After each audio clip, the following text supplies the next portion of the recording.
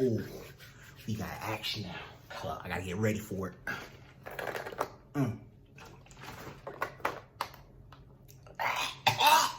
What's up, folks? It's your boy Tony P. Welcome back to another episode of Fresh Drop Friday, where we review brand new music every Friday. Let's go. First up, got the new project Boss Man coming from Rich the Kid. Honestly, this is probably the best Rich has sounded in a while. I mean, the project is pretty decently produced. It starts out very well with a very nice piano sample on the song Far From, really kind of recapping his life up until now, claiming that Boss Man title. And after that, it's really just a slew of flex raps. So, you know, cars, clothes, money, hoes. That in the gist is what this project is. I will say the most impressive part about this project is the features. This man has some heavy hitters on this project. It's people I wasn't expecting. I was really surprised when Rich the Kid got Kendrick Lamar on New Freezer a few years ago for that song, and to see the people he has on here now is just, I wouldn't expect Rich the Kid to be able to pull this off. But again, being the boss man he is, he was able to make it happen. He has Lil Baby, Da Baby, Nicki Minaj, NBA Youngboy's on a couple tracks, and he has Post Malone. Have you asked me if Rich the Kid would have a song with Post Malone, I would have never thought. I would have said, nah, I don't think that. Nah, that's not even a combination I would think would exist. But lo and behold, here it is, and the song is not bad. V12 is actually a solid song. It's actually one of the more standout songs if you really want to be honest. A lot more melodic. You don't hear that too much from Rich, but still, as a whole, the project is decent. It's not groundbreaking, nothing really new. Of course, Rich the Kid is one of those guys. I think he's one of those, if it's not broke, don't fix it. But I do see the growth. I have to say, on first listen, I gotta give this, maybe like a 3.5 out of 5. The growth is awesome, but it's still a Rich the Kid project, and it's just not anything new. But with that being said, yeah, 3.5. I'm gonna rock with that. Next up, we got the new project Heaven or Hell coming from the Cactus Jack signee, Don Toliver. I'm very impressed with this project. I have to say, Don Toliver has to have one of the most unique voices that I've heard come out in a while. That, plus the production that's on this project, I no doubt Travis had a hand in. Just heavy hitting, really melodic, spacey type vibes, kind of in that same range that Travis is known to be in. You can see he's kind of pass that off to Don as well, and Don takes it and runs with it, man. He does a very good job crafting these songs on this project. Songs like Euphoria featuring Cash Page and of course Lil Flame himself. I'm not crazy about the hook for that one, but you get a really good idea of Don Toliver's range as he just kind of like pops in on a really high note and then just kind of does his thing from there. I wouldn't expect a high note from Don Toliver, but he's not afraid to try it out and just play with it, and it works for him. I think that's one of the best examples of experimenting with something. That's not crazy out of something he can do, but that's something I wouldn't expect him to do,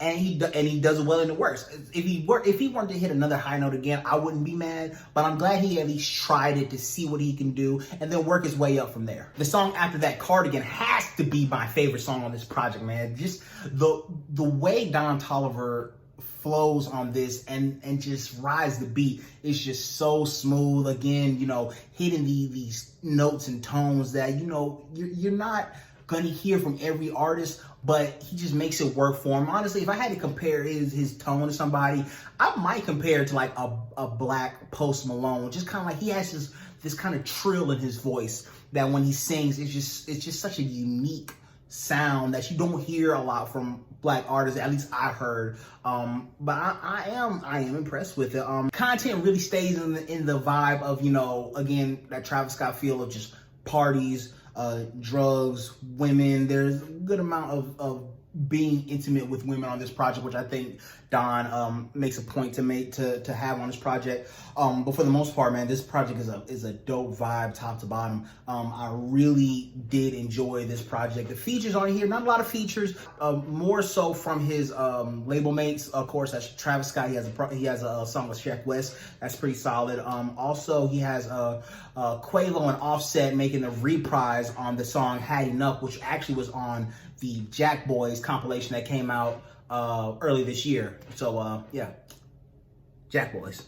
On first listen, I'm really leaning towards a 3.75. I really did enjoy this project. I do think there's some growth to be made. Don is still pretty new to the industry, but I do feel like he has a really good hold on his sound. I can see him making a lot of moves. I can see, especially with Travis, kind of under his having Travis, you know, as a mentor. I can see Don really having some staying power. I do believe he has the ability to make some hard hooks, very unique hooks, almost kind of like another like a, I won't say an anti-Sway Lee, but like a different version of Sway Lee. Just like, you know, you'll know a Don Toliver hook when you hear it, and you'll love it. So yeah, on first listen, I gotta give it 3.75, 4 out of 5 on a good day. Rolling right along, we got the new project, Electronica Deluxe, Love vs. the World 2 by Lil Uzi Vert. We went from having no music from Lil Uzi Vert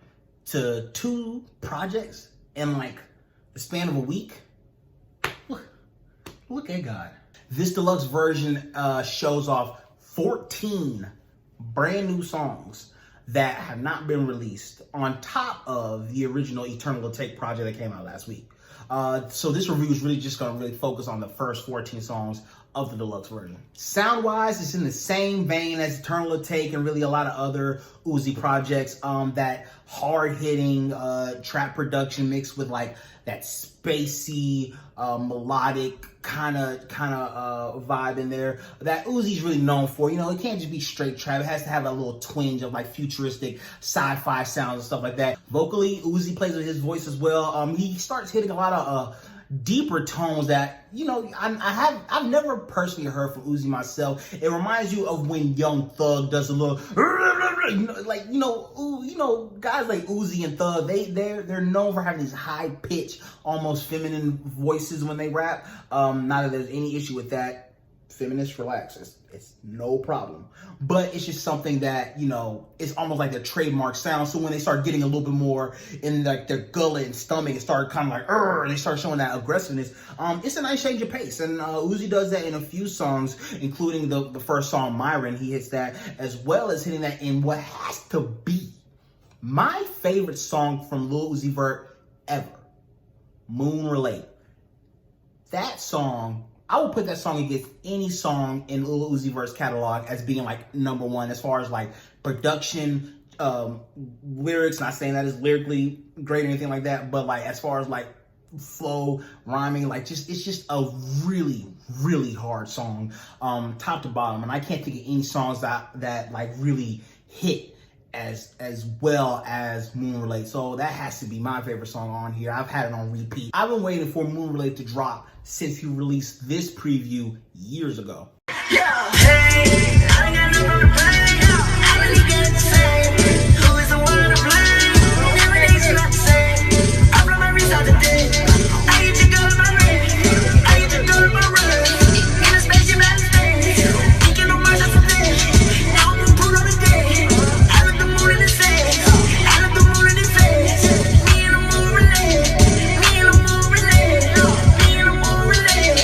Me and the moon relate. Mind you, this was around the time EXO Tour Life was still doing numbers, so this song already had caught my attention even back then. So to know that he actually dropped it, like, just, I'm ecstatic for it. Uzi has a really interesting way of making trap, flex rap, unique in its own right, so it doesn't get stale like it usually does for some other artists. However, it's still trap and flex rap, so content-wise, it's still in that same vein, but he's able to make it to where it's, not so mundane and redundant, which I can really appreciate. I will say there are a few instances where it does get a bit repetitive, but I mean, I think Uzi's one of those guys where, you know, again, if it's not broke, you don't have to fix it. I don't think you really have to worry about that too much with Uzi, again, with his ability to kind of change his tone and voice and really switch up a song. But for the most part, again, it's just a lot of typical flex rap, trap talk, etc., etc. He does have a good amount of features, including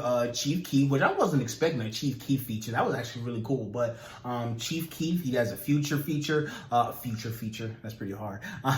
He has a future feature. Damn, can you say future feature 10 times fast? Let's see if you can do it. Future feature, future feature, future feature, future feature, future feature, future feature, future feature, future feature, future feature. Yeah, nigga. I think that was 10 times.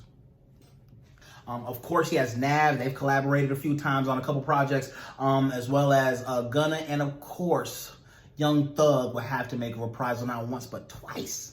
I think on first listen, I think I got to go with a 3.75. I think after the novelty of Uzi not releasing a lot of music for a while to now being able to release music a lot more freely, I think that since that novelty has worn off, I think I can kind of see it for what it is. Still some really good music on here, do not get me wrong, but again, it's going back in that Uzi vein, which can only do so much. So, I mean, I think I'm still rocking with it. So, a 3.75, I think it's pretty solid. I'm gonna need a drink for this one. You know, nah, hold up. I gotta take a shit because I'm gonna need to be oh no, I gotta hold on right quick. Last but not least, we have the highly touted, highly awaited, 10 years in the making, brand new debut project, a written statement from the God MC, Jay Electronica. This project has literally been over 10 years in the making. And honestly, I don't even know if it's actually been 10 years of Jay Elect working on this project, or it's just been 10 years that we've been waiting to hear something, just some semblance of a full project from Jay Electronica. But it's here, a written statement. It's out. And I am not gonna lie to you guys, I am very disappointed in this project.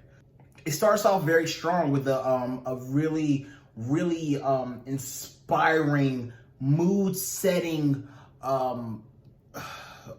speech coming from Minister Louis Farrakhan, speaking about how Black people of the United States are the true children of Israel, rolling into the first song, building up this momentum, this hype, 10 years in the making. This is what we've been waiting for. And the first verse, the first voice that starts rapping is Jay-Z. Huh? What? Look, guys, don't get me wrong. I'm a huge fan of Jay-Z. I'm a bigger fan of Jay Electronica. I've been a fan of Jay Electronica since the first time I heard Exhibit C and A. But how do you let your boss, I guess that's an oxymoron of a question, but how does your boss get the first verse on your debut project? Once I heard Jay-Z start rapping on the first song of Jay Electronica's project, I almost instantly knew that it was going to be downhill from there. Out of 10 songs on this project, Jay-Z is on 8 of them. What? He's not on the intro, and neither is Jay Electronica, and he's also not on the song Fruits of the Spirit. So, Jay-Z is taking up almost 80% of this project. Mind you, this is the debut project for Jay Electronica. I don't think you guys are understanding and comprehending what I'm really trying to explain to you. Let me show you guys a quick graphic done by Hip Hop by Numbers on Twitter. Shouts out to my dog Jake, who actually sent me this while I was recording this video. This actually proves my point of why this is an absolute issue that Jay-Z is so prevalent on this project. Between Jay Elect and Jay-Z, Jay Elect had 11 verses, all equaling out to be 2,530 words, and about 266 bars, about 52% of the words on the album. Jay-Z has 6 verses, 1,735 words, 35%, with about 186 bars. And other guest samples, they make up about 13%. So all in all, between Jay-Z and The Dream, who's also a feature on this project, they're almost making up for half this project. On your fucking debut project, almost half of it is not even you. What? Come on, guys. Come on, Jay Elect. Come on, Jay-Z. Come on, Rock Nation. Somebody in this company had to have thought that might not have been the best idea. Unless either Jay-Z or Jay Electronica himself felt like by himself solo would not have done any real numbers. That is the only reason this would be acceptable. To have almost half your project not be you, not be your own debut. You know?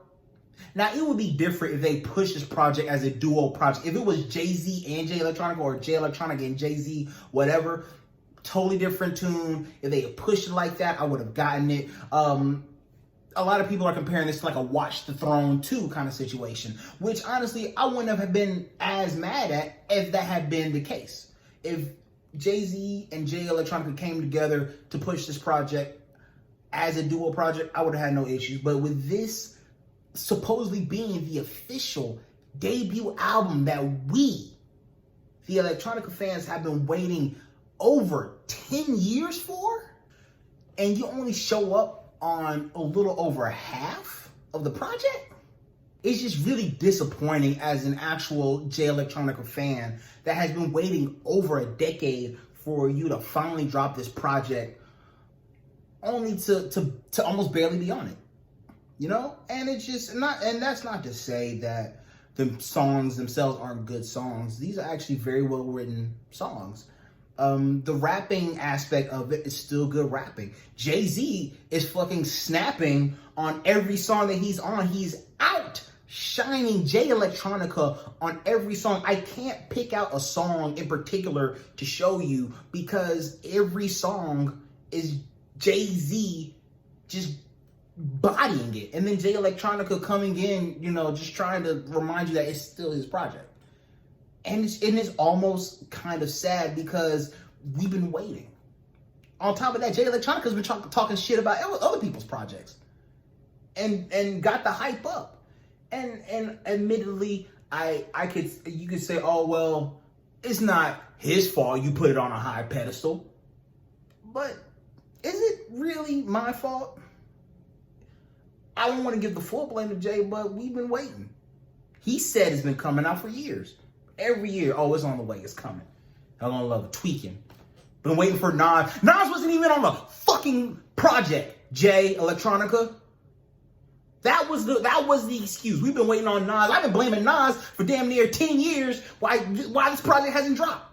Because he ain't seen the fucking verse yet. My fault, Nas. Damn it, man. Y'all gotta excuse me.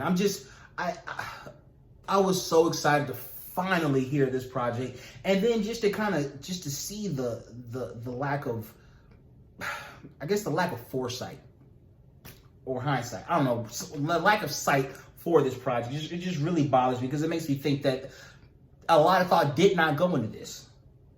It feels like Jay Electronica knew he wouldn't be able to carry this project on himself, by himself. Somebody had to come and help him. And that's not how I want to look at Jay Electronica as an artist, because I know he's a highly touted individual. He's very talented. One of the dopest rapper MCs I've ever heard. One of my favorite rappers. I stamp that from here. Like, he at least was one of my favorite rappers for the past 10 years. But just to see this is really very disappointing. But the final product is just underwhelming when they put it all together. You know, each aspect in itself, by itself, might be good, but putting it all together is just underwhelming. Just very underwhelming, especially coming from a group as talented as Jay Electronica, Jay-Z, The Dream, and whatever producer they got on this. I don't even think Just Blaze on. How the fuck you not put Just Blaze on here? None of it adds up, and it makes me sad. Really makes me sad. On first listen, I probably got to give this like a 2.75. Honestly, I'm just disappointed. at this project. And that's going to wrap it up for our episode today. Thank you guys so much for tuning in. If you're an artist or you know an artist that would love to get their music reviewed on this platform, please drop a comment below. Hit us up on Facebook at the TAJ Channel, or you can hit us up on Instagram at 4 ever, EVER, .TAJ, TAJ. Send us a message. Follow us. We follow back. We'll check your music out, and we'll give you a nice little review. And we'll actually show you and tell you how to get better, hopefully, because we want you guys, want us to get better, like we want y'all to get better, because we love you. You guys have an incredible weekend. My name is Tony P, and I love you.